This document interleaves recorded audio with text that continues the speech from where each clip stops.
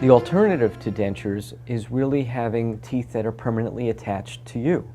And that's where dental implants come in, because implants act as anchors to the jawbone for a full fixed set of teeth. And the benefit of that is they fit and feel and function just like natural teeth. There's no more coverage of the palate, taste sensation returns, patients get confident because they know that these teeth are not going to pop out on them. They never have to take them out when they go to a hospital or when they have anesthesia done. When you're questioned whether you have something removable in your mouth, you can check no again, and that's great for people who have suffered with dentures for a long time. And they just provide you a much more natural replacement for missing teeth. Dentures are like wearing a wig in your mouth. They fit over the gum just like a wig fits over your scalp. It's never comfortable, it's never natural, you never get used to it. How do patients care for their dental implants? Home care for dental implants is just like home care for natural teeth. You have to brush them. It would be great if you can floss them. Sometimes they are not in particularly convenient places to do that, so we use irrigators to do that so you can flush food and debris out from underneath.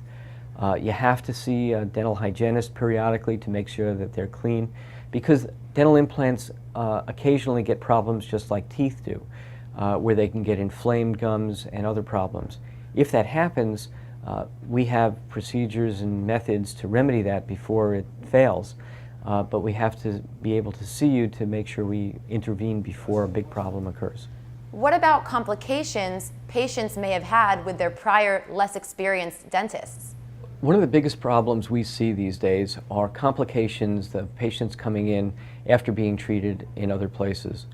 And there's a number of methods that we use to address this. The first is, a lot of times we can solve those complications because we have enormous experience dealing with implant dentistry. I've been doing this for over 2 decades, and in our office we probably have close to 4 decades of experience of implant treatment. So we have virtually every part, every instrument, every material, and every technology available to assess and manage complications. That means anywhere from a failing implant to lost bone as a result from failed implants. We can treat that, and we can find a way to make it work. The best way to avoid complications is to make sure that you're seeing someone who has the knowledge, training, and experience necessary to make sure that the job gets done properly. I understand you often have to correct mistakes others have made. Many dentists these days are advertising their expertise in implant dentistry, and many of them have gone to a couple of weekend courses to gain this expertise. That's not the way it's done. Patients should look for experience, they should look for track record, they should look for specialty training, they should look for surgical training for dentists who are going to place surgical implants. They should look for training in hospital dentistry, training to make sure that the dentist is aware of medical conditions, training to make sure that the dentist has the capacity and the ability to overcome surprise problems. We are specialists who provide implant dentistry, and we are also the go-to people when there's a problem with complications. We manage all sorts of complications, and that is a very big growing field for us, because unfortunately there's a lot of doctors and patients around that produce lots of complications. I know that in healthcare, getting the lowest price doesn't necessarily mean you got a bargain. Very often lower priced procedures have poorer quality materials and lesser trained doctors performing them. To me, that does not represent a bargain. To me, that represents a danger. That's a risk. And I don't think patients ought to be taking risks with their health, and certainly not with their dental health. Please tell us about anesthesia. You want to make sure that the dentist that you're seeing offers different anesthesia options. Implant dentistry can be done so that there is minimal discomfort after treatment and no discomfort during treatment. But it is an anxiety-producing process for a lot of patients. We offer a lot of different sedative options to make sure that we can manage the anxiety as well as all of the anesthesia requirements. Sometimes we use oral sedatives, sometimes we use intravenous sedation, and there are different levels of sedation that we offer as well. Your practice not only utilizes the latest state-of-the-art technology and equipment, but the very best materials as well.